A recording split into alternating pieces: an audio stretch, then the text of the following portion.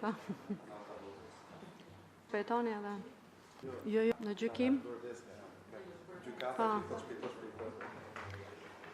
Atëhere, në këtë çështje kam demonstruar përdorimin e metodave proaktive të hetimit, përfshirë përgjime, vëzhgime, përdorim të agjendëve në mbulim, të cilët kanë rezultuar jashtëzakonisht efikas në dokumentimin e veprimtarisë kriminale dhe njëkohësisht identifikimin e gjithë personave të përfshirë në këto rrjete kriminale. Paralelisht me hetimet penale, po ashtu kam zbatuar me sukses dispozitat e ligjit 1092 datë 3/12/2009 për parandalimin dhe goditjen e krimit organizuar, korrupsionit, trafikimit dhe krimeve të tjera nëpërmjet masave parandaluese kundër pasurisë, apo siç ne e quajmë ndryshe ligji antimafia. Janë kryer në këtë raste veprime hetimore për identifikimin, sekuestrimin dhe konfiskimin e aseteve me origjinë kriminale. Mund të përmend në këtë kuadër që vetëm në një rast është arritur të sekuestrohet dhe të konfiskohet vlera prej 3.4 milion euro dhe po ashtu në rastin që unë përmenda më sipër në procedimin 75 fraksion 9 janë sekuestruar kriptomoneda në vlerën $10 milion.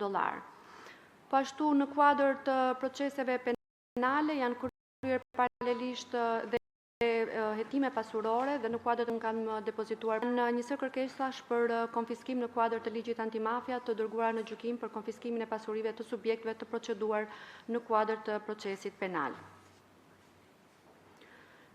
Në lidhje me eksperiencën dhe aftësinë për të drejtuar një strukturë, çdo prokuror që merr përsipër një çështje penale është në vetvete lider i procesit hetimor. Fakt ky rol përfshin hartimin e një plani të strukturuar, ndarjen e detyrave, orientimin e burimeve njerëzore dhe drejtimin e hetimit në mënyrën më efikase, duke shmangur pistat që çojnë në shpenzim të panevojshëm të kohës dhe të burimeve njerëzore. Pra është prokurori ai i cili drejton dhe i fokuson që duhet heqin në një drejtim të caktuar, sepse shpesh mund të ndodhë që hetuesit të hapen në shumë drejtime, por ti duhet kuptosh që cili drejtim të çon drejt atij funksioni dhe drejt atij qëllimi që ti je duke hetuar. Dhe kjo është shumë e rëndësishme roli i prokurorit që të drejtojë skuadrën hetimore që ai ka në dispozicion. Në këtë kuadër, prokurori udhëheq oficerët e policisë gjyqësore, hetuesit, specialistët e përfshirë në hetim, duke i bërë ata pjesë të një procesi të koordinuar, të disiplinuar dhe të fokusuar në rezultate konkrete dhe eficiente.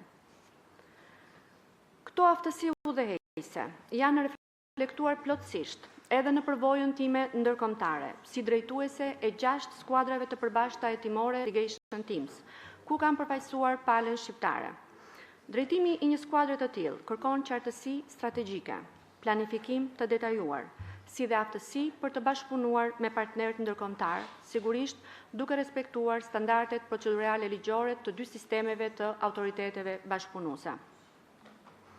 Po ashtu njohja dhe përdorimi i 3 gjuhëve të huaja, anglisht, frëngjisht dhe italisht, më ka mundësuar komunikim të drejtë për drejtë me autoritetet e huaja në kuadër të bashkëpunimit ndërkombëtar, sidomos në rastet kur ke për të bashkëvepruar dhe për të kryer veprime në terren, të cilat kërkojnë komunikime menjëhershme, të cilat duhet i vendosësh së bashku me drejtuesin e skuadrës tjetër. Ky dimensioni i drejtimit, si në nivel kombëtar, ashtu edhe ndërkombëtar, dëshmon se prokurori nuk është thjesht një zbatues i ligjit, por ai është një lider strategjik që udhëheq një proces kompleks, ku bashkohet vizioni, koordinimi, fryma e ekipit dhe përgjegjësia për rezultatet. Këto përvoja që citova më sipër më kanë pajisur me aftësi të qarta drejtuese, vendimarrje të balancuar dhe përgjegjësi të plotë në çështjet me dimension ndërkombëtar, duke siguruar rezultate konkrete në hetimin e çështjeve me karakter transnacional. Në lidhje me eksperiencën në hartimin dhe miratimin e rregullave administrative. Përvoja ime shumë vjeçare në zbatimin e ligjit dhe në drejtimin e procedurave hetimore më ka pajisur me aftësitë e nevojshme për të kontribuar në përgatitjen dhe miratimin e akteve të brendshme që rregullojnë funksionimin institucional dhe standardizimin e procedurave hetimore. Kam qenë bashkëautore dhe kontribuese në botimin e UNODC-s të punimit zhbllokimi i pandëshkueshmërisë së trafikantëve dhe mbështetja e drejtësisë për viktimat. analizë e rasteve të trafikimit të personave në Republikën e Shqipërisë, botuar në prill të vitit 2022. Ky publikim ofron një analizë të detajuar të praktikës gjyqësore shqiptare dhe rekomandime konkrete për mënyrën më efektive të trajtimit të rasteve të trafikimit, duke shërbyer njëkohësisht si një udhërrëfyes për gjyqtarët dhe prokurorët në këtë fushë. Gjithashtu, kam kontribuar si eksperte pranë OSBE-s në zhvillimin e një metodologjie trajnimi simulues mbi identifikimin, referimin dhe mbrojtjen e viktimave të trafikimit, si dhe mbi hetimin proaktiv të rasteve të trafikimit të qenieve njerëzore. Kam qenë po ashtu e angazhuar si eksperte dhe lehtësuese pranë shkollës së magjistraturës në kuadër të programit të trajnimit vazhdues të magjistratëve, duke ndarë përvojën time dhe duke kontribuar në ngritjen e kapaciteteve profesionale të sistemit. Këto përvoja dëshmojnë se angazhimi im profesional nuk është kufizuar vetëm në hetimin e çështjeve penale, por gjithashtu është zgjeruar drejt përmirësimit të standardeve ligjore, metodologjike dhe institucionale, duke kontribuar në këtë mënyrë në forcimin e kapaciteteve institucionale, në rritjen e transparencës dhe përmirësimin e cilësisë së hetimeve. Në lidhje me eksperiencën për çështje të cilat kanë marrë vëmendje të lartë publike dhe ndërveprim me median. Gjatë ushtrimit të detyrës si prokurore, kam hetuar çështje me ndjeshmëri dhe vëmendje të lartë publike, ku media ka luajtur një rol të rëndësishëm në pasqyrimin e zhvillimeve hetimore dhe gjyqësore.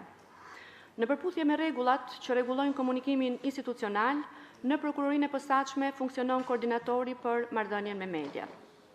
Në cilësinë e prokurores së çështjes, kam përgatitur dhe përcjell për informim të dhënat për ecurinë e hetimeve dhe rezultatet e arritura, gjithmonë duke respektuar kufitë e sekretit hetimor dhe integritetin e procesit penal. Ndër çështjet që ka marrë vëmendje të veçantë publike dhe mediatike, veçanërisht për shkak të peshës së tyre kriminale dhe ndjeshmërisë shoqërore, përfshihen procedimi penal 75/2022 me 32 të pandehur. Në këtë rast është zhvilluar gjithashtu dhe një konferencë për shtyp, ku kam qenë dhe unë e pranishme dhe jemi përgjigjur pyetjeve dhe interesimit të mediave rreth kësaj ngjarje, e cila ngjalli një interes shumë të madh në opinion dhe në media. Po ashtu është procedimi 75 fraksion 9 me 33 të pandehur, ku siç e përmenda është dërguar në gjykim për organizatë kriminale, dhe kjo çështje ka tërhequr një interes të konsiderueshëm të medias dhe të opinionit publik. Këto raste që citova përbëjnë shembuj të qartë të menaxhimit të suksesshëm të marrëdhënies midis sekretit hetimor dhe të drejtës për informim, sigurisht duke ruajtur integritetin e procesit dhe besueshmërinë e institucionit. Në ushtrimin e funksionit si drejtues i prokurorisë së posaçme, e konsideroj thelbësore ndërtimin e një marrëdhënie transparente dhe profesionale me median, duke e parë atë si një partner strategjik në forcimin e besimit të publikut tek drejtësia. Komunikimi institucional me median duhet të mbështetet në parimet kushtetuese të informimit të drejtë, proporcional dhe të verifikuar, pa cënuar sekretin hetimor, të drejtat e palëve dhe reputacionin e institucionit. Sa i takon aftësive në drejtimin efektiv të burimeve njerëzore. Në ushtrimin e detyrës kam treguar aftësi të qarta drejtuese dhe vendosmëri në menaxhimin efektiv të burimeve njerëzore përmes komunikimit të vazhdueshëm dhe bashkëveprim me hetuesit, oficerët e policisë gjyqësore, specialistët e përfshirë në hetim. Në çdo rast kam siguruar ndarje të qartë të detyrave, mbikëqyrje të rregullt dhe garantim të ligjshmërisë së çdo veprimi procedurial të cilën unë kam me shumë merak, duke ndërtuar një mjedis pune bashkëpunues dhe të disiplinuar. Këto aftësi organizuese janë reflektuar gjithashtu dhe gjatë drejtimit të skuadrave të përbashkëta hetimore, ku kam pasur përgjegjësinë për të harmonizuar metodologjinë e punës, për të siguruar ndarje të qartë të detyrës, për të ruajtur komunikim të vazhdueshëm mes autoriteteve bashkëpunuese dhe për të rritur njëkohësisht një besim reciprok. Sepse kur bashkëpunon me një autoritet të huaj, është shumë e domosdoshme që të vendoset një herë në radhë parë besimi. Nëse vendoset besimi, pastaj ti mund të shkëmbesh informacione pa rezerva. Aftësia për të ndërtuar furim bashkëpunimi dhe besimi mes anëtarëve të ekipit është për mua një garanci reale për drejtimin e suksesshëm të çfarëdo lloj strukture, aq më tepër të prokurorisë së posaçme. Nëse më besohet detyra e drejtuesit të prokurorisë së posaçme, vizioni im për menaxhimin e burimeve njerëzore do të fokusohet në drejtimin efektiv, motivues dhe transparent të çdo antarit të strukturës, me qëllim rritjen e performancës dhe forcimin e kulturës institucionale. Vlerësimi i drejtë i performancës, mbështetja e zhvillimit profesional dhe garantimi i pavarësisë në vendimarrje do të jenë prioritetet kryesore të drejtimit. Në lidhje me vizionin ose planin e besueshëm për organizimin e prokurorisë së posaçme si një institucion funksional dhe efektiv.